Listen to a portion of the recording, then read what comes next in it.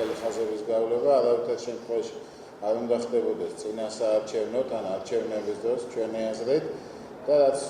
ყველაზე უფრო მნიშვნელოვანია და მინდა აღნიშნო ეს არის რომ არავითარ შემთხვევაში ჩვენი გამარჯვების შემთხვევაში ეს არ იქნება გამოყენებული იმისათვის რომ რაღაც საკუთარი პარტიული აქტივი დავასაქმოთ იმის ხარჯზე რომ ბათუმის მერიაში არსებული პროფესიონალების გუნდი დავშალოთ და ეს ხალხის სახლში გავუშვათ. მე ვფიქრობ რომ ეს ძალიან დიდი დანაშაული იქნება ქალაქის წინაშე. თვითმმართველობის ახალი კოდექსი ითვალისწინებს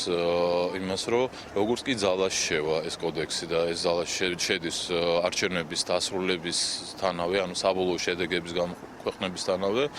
ამის შემდგომ თავისთავად რეორგანიზაცია იგეგმება, იმიტომ რომ თვითმმართველობის ახალი კოდექსით განსაზღვრული არის როგორც თანამდებობის პირთა რაოდენობა, ასევე იმ სამსახურების რაოდენობა, რომელიც უნდა იყოს.